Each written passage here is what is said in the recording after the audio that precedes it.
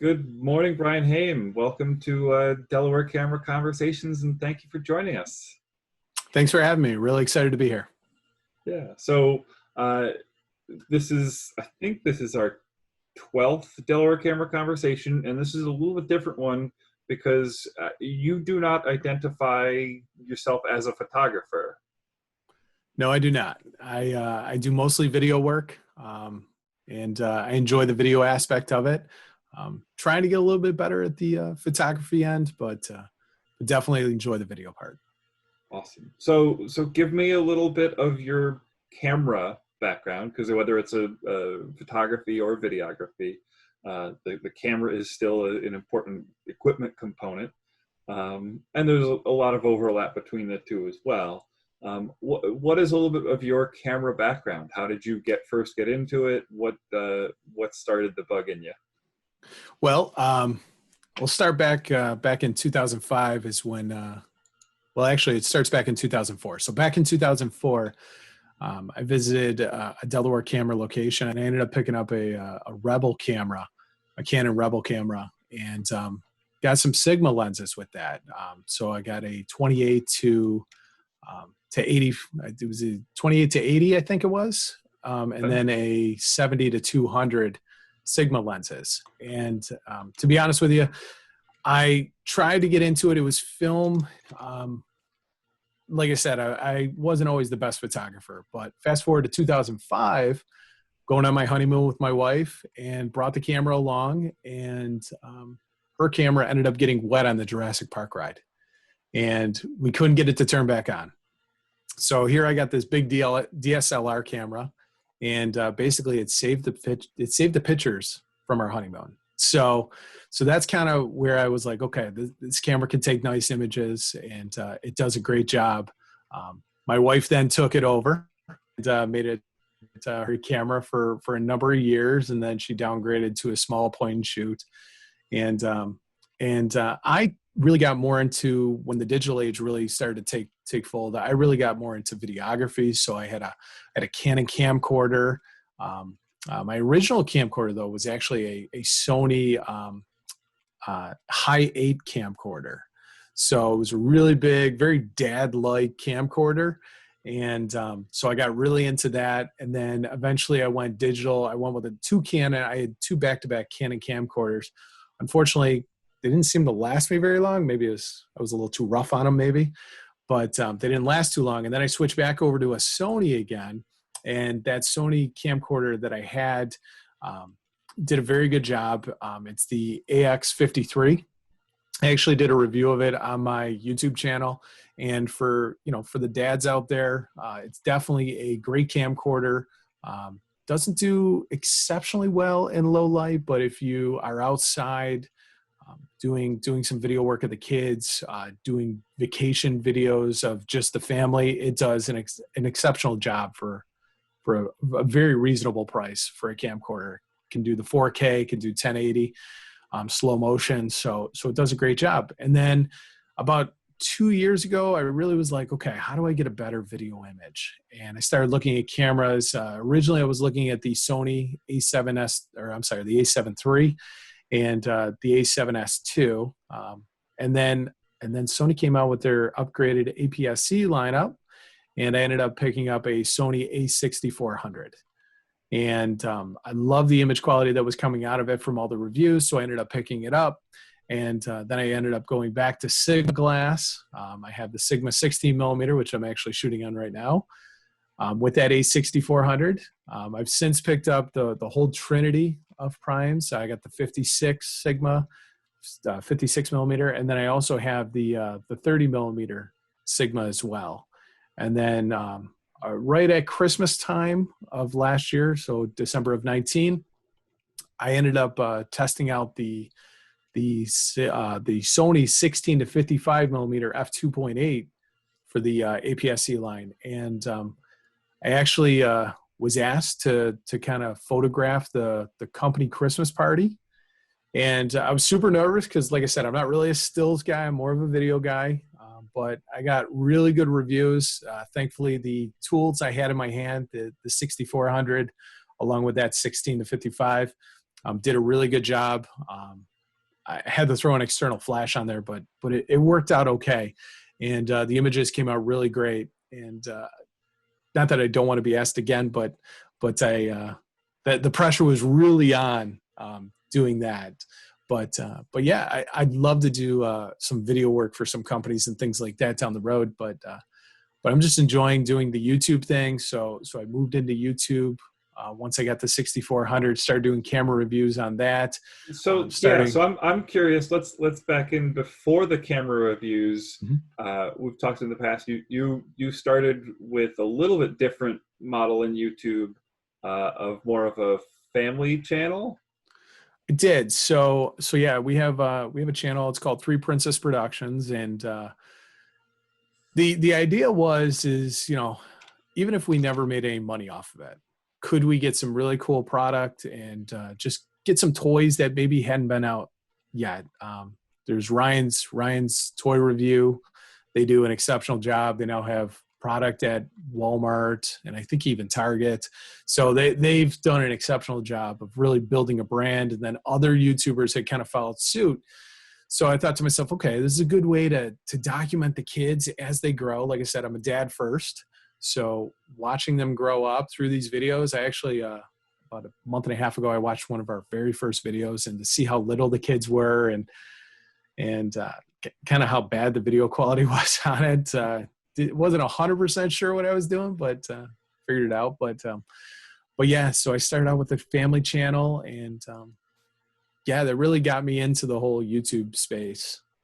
And then fast forward, I started that back in February of 18, and then fast forward to March of 19, and that's when I launched my own channel, Brian the Camera Guy, and been doing camera reviews ever since.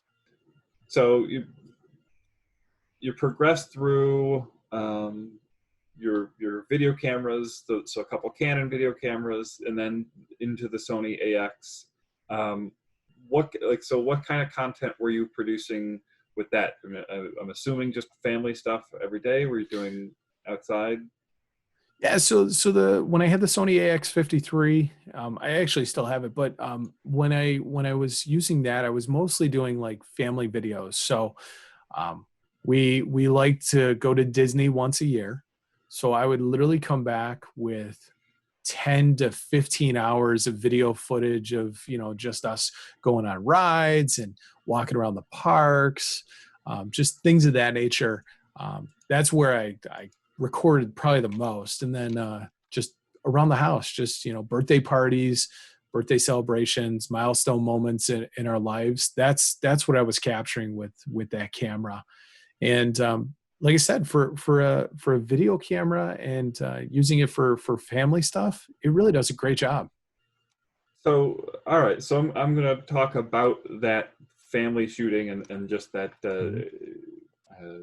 yeah, the Disney, like going to Disney every year, and just your regular sort of everyday dad photography, dad videography. So the camera is important. What's a piece of equipment that you found over the years that has helped you the most with that type of shooting, or changed the way you shoot the most, outside of the camera and or lens itself?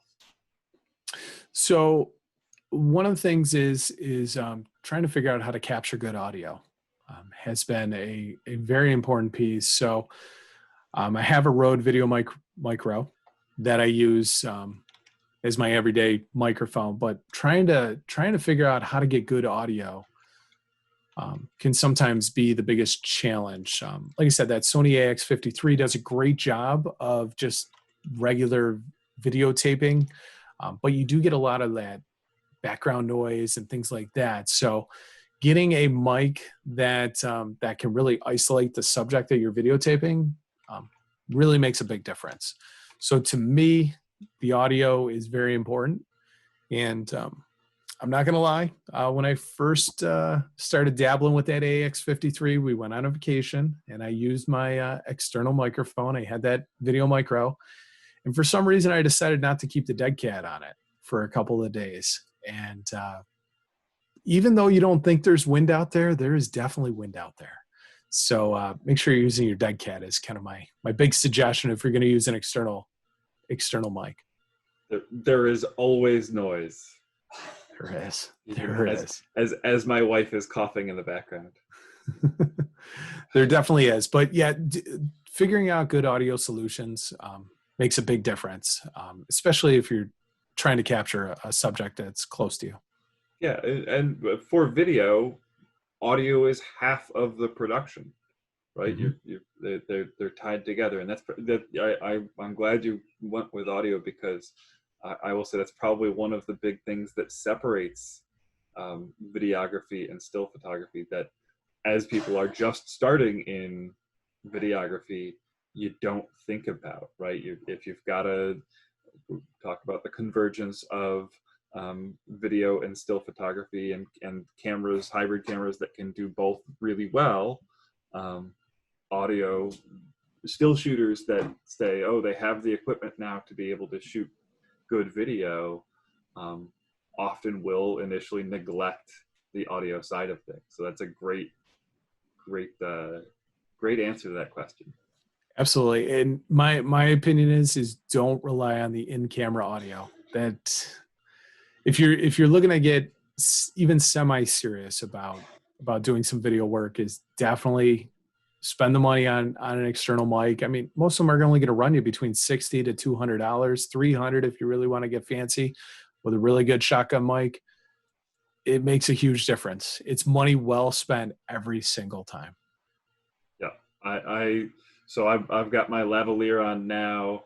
I use Rode VideoMic Pro Plus as my on camera. What are you said you're using the Rode VideoMic Pro still as your primary? Yes. So I'm using that. I've been considering about upgrading to the Rode VideoMic Pro Plus. So I've been looking to maybe get into the Plus. But even when we went to this work from home situation, I was like, there's no way I'm using my laptop audio. I went out, I got the Rode NT USB, and that's what we're recording on right now. So I was like, I've wanted this mic for a while. Great excuse to go and get it. So I went out and got it, and I've been very happy with the audio quality coming out of it. Yeah, for that static shot stuff, or where you're doing just a heads up, that's a great option. Yep. And I'll say I'm not hearing noise on your end, so.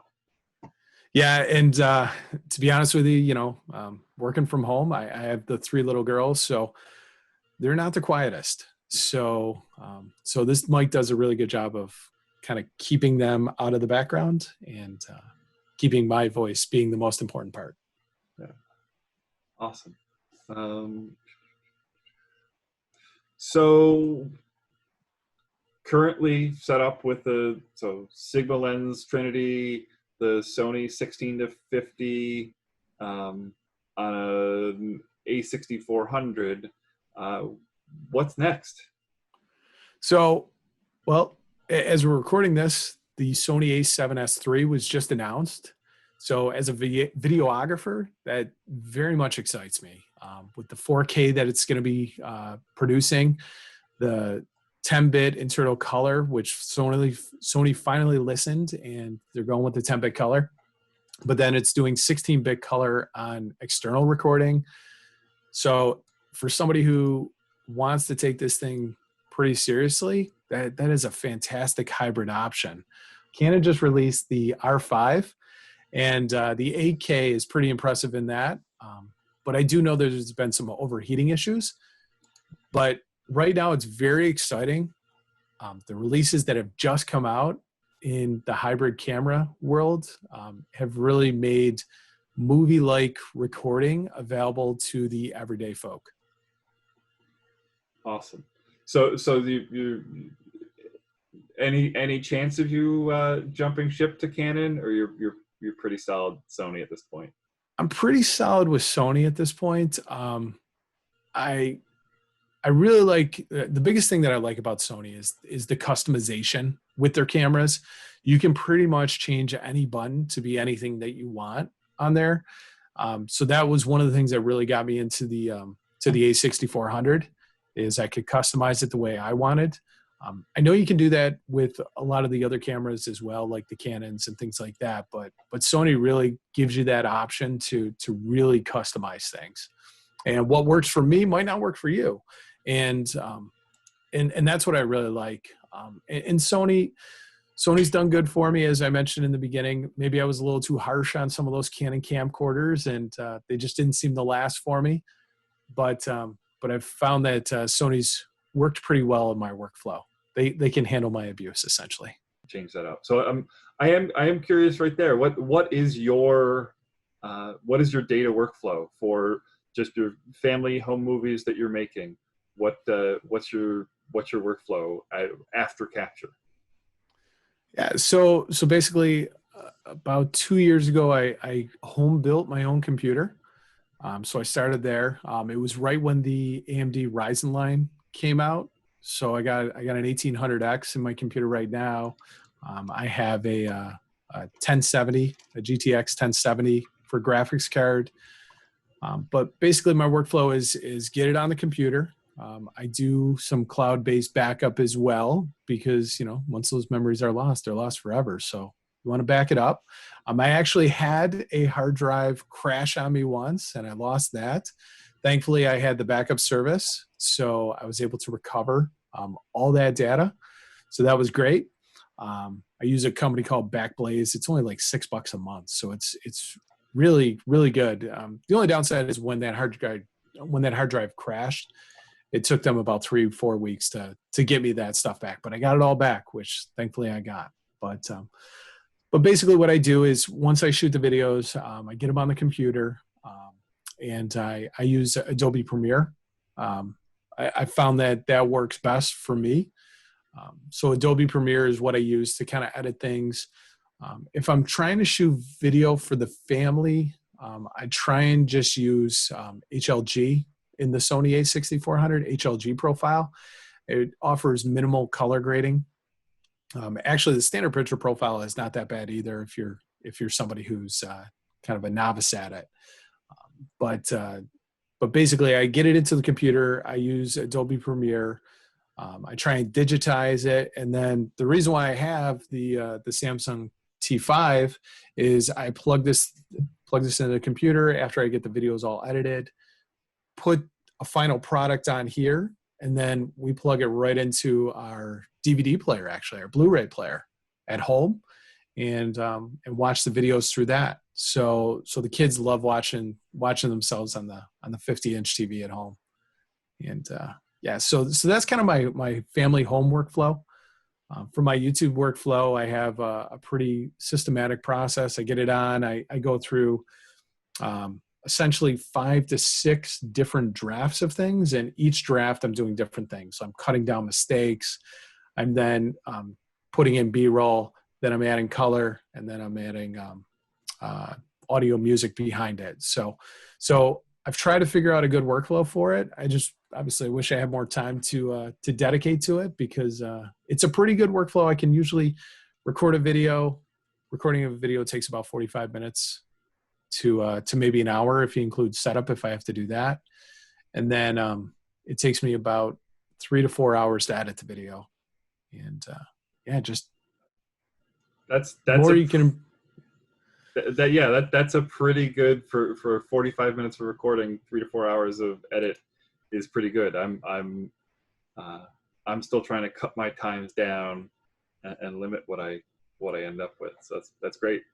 Yeah, my biggest tip for anybody, if you're looking to get into YouTube or whatever, if you're going to do the YouTube, when you know you've made a mistake, take a pretty decent pause, because then those giant pauses, when you made a mistake, and you can say, okay, I can cut this. I can cut this pretty quick. So I can cut the video pretty quick, but then I get into I want a lot of B-roll, and I want a lot of, I want the colors to just be right. And I kind of obsess over the little things, and I could probably create more content if I didn't obsess so much about those little things.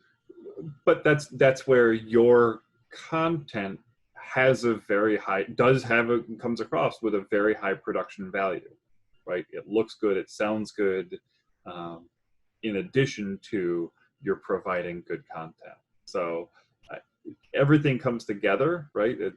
Hmm. You, it would, if there's something that just looks great, but there's no meat behind it, there's no actual content, then that suffers.